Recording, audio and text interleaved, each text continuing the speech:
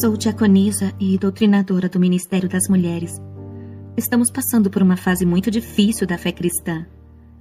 As igrejas não vêm resistindo às ofensivas malignas contra os verdadeiros ensinamentos de Jesus.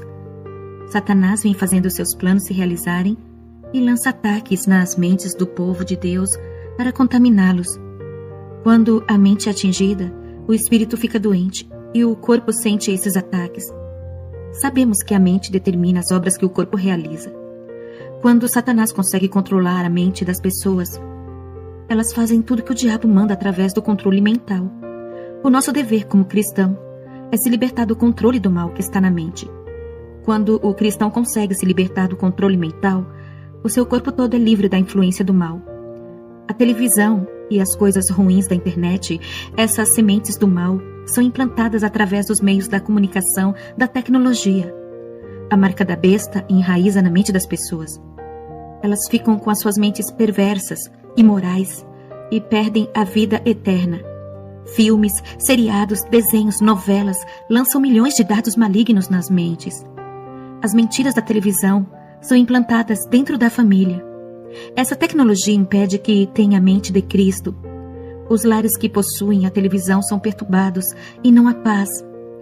Casas que têm esse aparelho são infestadas de demônios. A igreja tem que renunciar a essa maldição para que a palavra venha converter a sua mente. Livre a mente da esfera maligna ou serão manipulados por essa tecnologia. Feche as portas da sua mente para a televisão. Feche os olhos para seus conteúdos. Tire a televisão do seu lar e terá o capacete da salvação que guarda do controle do mal. Faça isso e ficará livre das influências e das artimanhas do diabo. Essa foi a mensagem que Jesus mandou trazer à terra quando fui arrebatada. Quando me libertei da televisão, Jesus santificou minha mente. No meu lar, quando eu fecho os meus olhos, sinto uma presença forte. O meu corpo começa a tremer quando eu oro. Antes da minha libertação, eu não sentia Jesus, mas eu ouvia uma voz dizendo, faça um concerto. Eu insistia no pecado e sentia uma presença forte que me derrubava no chão. Falava em línguas e meu corpo era tomado. No outro dia, eu sentia a ira de Deus todas as vezes que subia no púlpito. Eu orava em casa dizendo, Senhor, eu sinto a sua presença, por que está irado comigo? E no meu quarto senti uma voz real, igual de uma pessoa. Parecia que tinha alguém no meu quarto. A voz disse, está em pecado, a sua mente é perversa. Tu és viciada na televisão e assiste tudo o que passa. Tire a maldição do seu lar para que eu opere em sua família. A presença que sentiste na igreja é de um espírito maligno. Ao ouvir essa revelação, eu fiquei triste. Aquilo foi chocante para mim. Fiz orações de arrependimento pelas minhas maldades. Eu era viciada em novelas. Os nossos olhos são um membro que temos que ter vigilância. Aquilo que os olhos veem, cria-se um desejo no coração. As maldades entram pelo canal dos olhos e fazem as pessoas cometerem pecados. Mesmo sendo uma mulher casada, quando eu assistia filmes e novelas, ficava estranha. Ao ver aqueles atores, um desejo de cobiça nascia em meu coração. Eu queria aquele homem e largaria o meu esposo, se fosse possível, para ter um ator. O meu esposo gostava de assistir os programas do final de semana. E nesses programas tem modelos e dançarinas seminuas. O meu esposo, ao ver aquelas mulheres formosas, também sentia desejos, apesar de não gostar de filmes pornográficos. Quando eu caminhava na rua com meu esposo, eu percebia que ele olhava para as mulheres, apreciando as suas curvas corporais. Os nossos olhos são um membro que trabalham somente para a carne.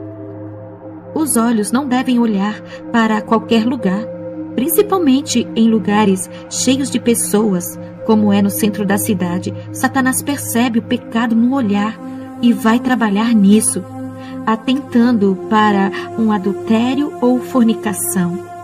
Mas era na televisão que todos os dias fazia eu e meu esposo pecar. Quantas vezes eu cometia adultério em meu coração? Quantas vezes eu pensava em minha mente fazendo relações com outro ator? O meu esposo disse que também me traiu quando ele pensou em outra mulher. O Senhor Jesus me corrigiu naquela noite. Ele me chamou de adúltera. Santifica os seus olhos para que o seu coração não tenha prazer nas coisas da carne. Santifica os seus olhos para poder morar no céu. Os olhos santificados não contemplam a imoralidade, a pornografia e tudo aquilo que é inútil. Depois de receber aquela correção, não temos mais televisão. Até nos dias de hoje estamos santificados, e quando santificamos os nossos olhos carnais, Jesus nos deu olhos espirituais. O meu esposo já não olha mais para as mulheres da rua. Ele desvia os olhos das mulheres sensuais quando está na cidade. Ele sente nojo por isso, que não olha. Na igreja, quando as mulheres sensuais se aproximavam dele, pensando que iriam seduzi-lo, ele as tratava como se fossem homens. A carne dele está morta por causa das orações. A gente não tem mais televisão, que foi uma grande barreira para o nosso crescimento espiritual. Satanás tem destruído muitas famílias através dos olhos. Os olhos de trevas condenam todo o corpo. Eu e o meu esposo temos cargos na igreja. Ele é evangelista e eu sou uma diaconisa. A gente envergonhava muito a Deus pela maneira que vivíamos em nossa casa. Depois daquela noite, eu e meu esposo nos convertemos de verdade. A mesma voz que eu ouvi na noite que marcou a minha vida, o meu esposo também ouviu. Em uma noite de campanha na minha igreja, o meu pastor chamou um missionário de outro país. Ele foi convidado a ministrar naquela noite. O Espírito Santo tocou em seu coração para ele falar de sua experiência de arrebatamento que mudou o seu ministério. Ele disse que a sua vida não foi mais a mesma. Ele ficou mais santo, passou a orar mais e cresceu espiritualmente. Ao ver seu testemunho com muita unção poderosa, tomou a minha vida e a vida do meu esposo. Voltei para minha casa e aquele desejo de ser arrebatada brotou em meu coração. Passei a fazer orações pedindo a Deus um arrebatamento de espírito. Esse era um segredo que pedi a Deus. Nem meu esposo sabia. Uma mulher evangelista usada pelo Espírito Santo disse: prepara em constante oração que o seu desejo será realizado. Fiquei orando por 2 anos, até que a profecia se cumpriu.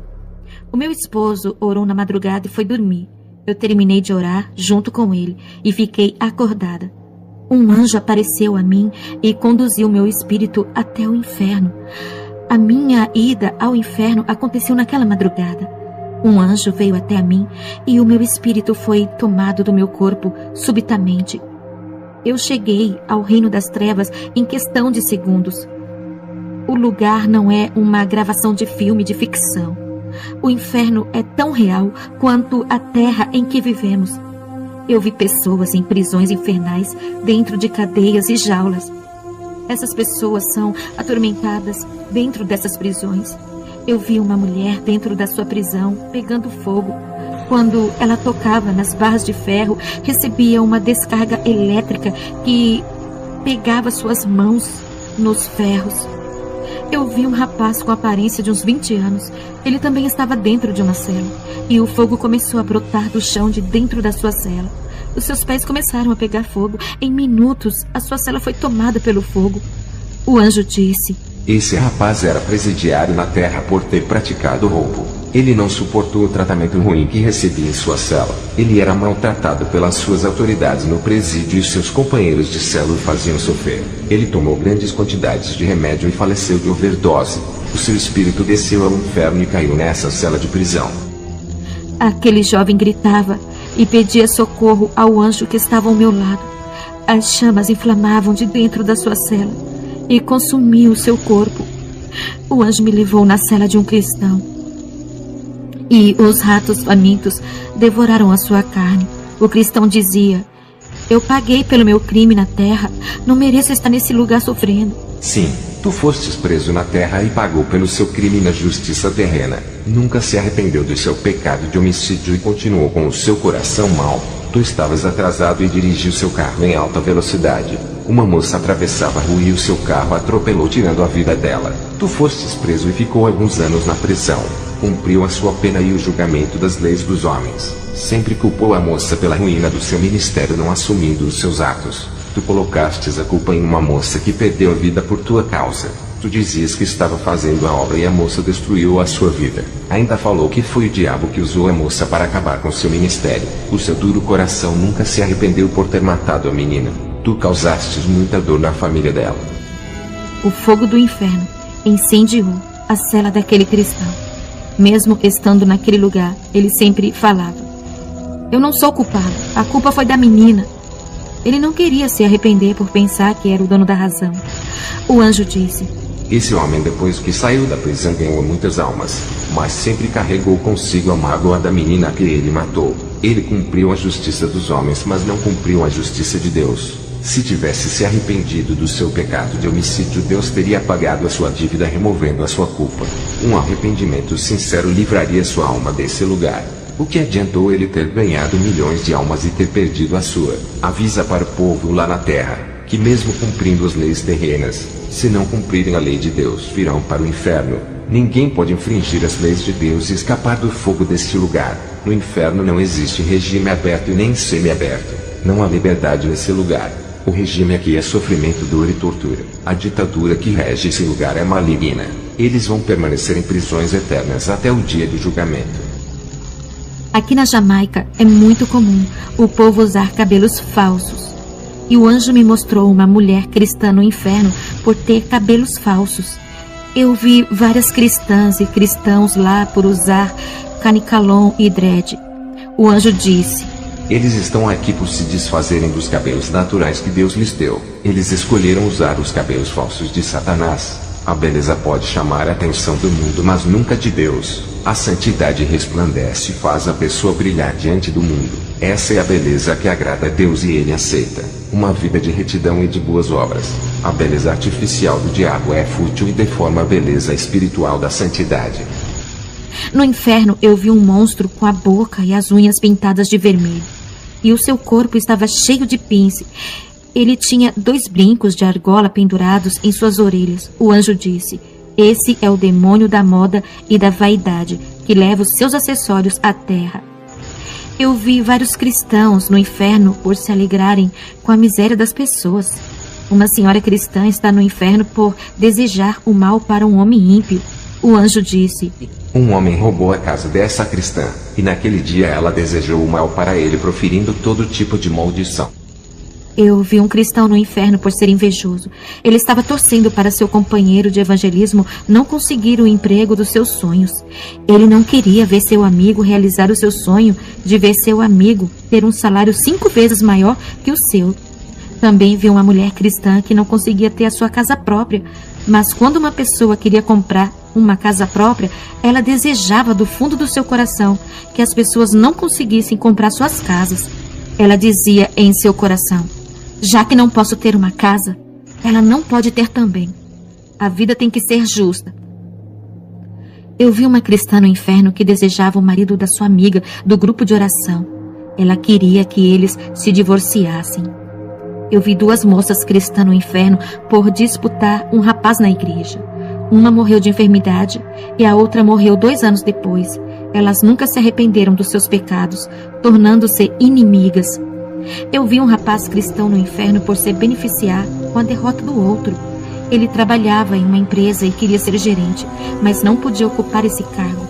Esse rapaz consultou uma feiticeira e pediu para ela o cargo da gerência. A feiticeira respondeu: até que ponto está disposto a ir para alcançar os seus objetivos? E ele respondeu: até onde for preciso. A feiticeira pediu uma grande quantidade de dinheiro e disse: depois, não adianta voltar atrás. O que vai acontecer irá deixá-lo triste e a gerência será sua. Meses depois, o gerente morreu de uma enfermidade que a feiticeira lançou.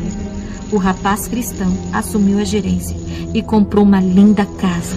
Um dia ele passou mal em sua casa e chegou morto no hospital. Ele está no inferno, arrependido pelas maldades que praticou. Ele era líder do grupo de jovens e o seu pastor não sabia das maldades ocultas que esse jovem praticou. A família desse jovem pensa que ele está no céu.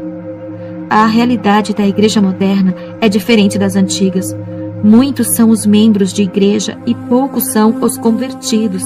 Aquele local foi o último vale do inferno que andei. O anjo me trouxe para a terra e quando estava em casa, o meu esposo ainda dormia. Essa foi a revelação do inferno que o anjo me passou. Que a paz de Deus e a comunhão do Espírito Santo, com a graça de Jesus, venha sobre cada um de vocês. Amém.